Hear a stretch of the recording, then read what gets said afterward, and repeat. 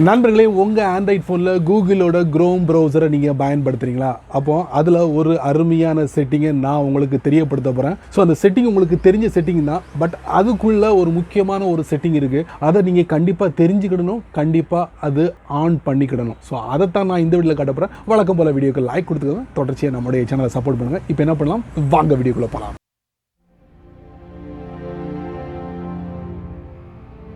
எல்லாருமே ஒரு ப்ரௌசரை ஓப்பன் பண்ணும் போது நம்ம சர்ச் பண்ணக்கூடிய விஷயங்கள் வந்து சேஃபாக இருக்கணும் அப்படின்னு தான் விரும்புவோம். ஸோ அந்த வரிசையில் கூகுளோட க்ரோம் ப்ரௌசரில் சேஃப் ப்ரௌசிங் அப்படிங்கிற ஒரு ஆப்ஷன் இருக்குது. ஸோ அதுக்குள்ள ஒரு முக்கியமான ஒரு செட்டிங்கை கண்டிப்பாக நீங்கள் ஆன் பண்ணி வச்சுக்கணும். ஒருவேளை நீங்கள் அதை மறந்து போய் இதை ஆஃப் பண்ணால் கூட மீண்டும் அதை ஆன் பண்ணிக்கணும். அதைத்தான் நான் உங்களுக்கு காட்ட போகிறேன், தெரிஞ்சுக்கோங்க. வழக்கம் போல் கூகுளோட க்ரோம் ப்ரௌசரை ஓப்பன் பண்ணிக்கோங்க.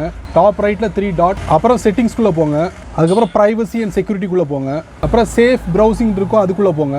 யாராவது ஸ்டாண்டர்ட் ப்ரொடெக்ஷனை சூஸ் பண்ணியிருந்தீங்கன்னா அதில் ஒரு சீக்ரெட் அடங்கியிருக்கு. அதுக்கு ரைட் சைடில் பார்த்தீங்கன்னா ஒரு ஆரோ இருக்குது, அதுக்குள்ளே போங்க. இதில் help improve security on the web அப்படின்னு கொடுத்துருக்காங்க.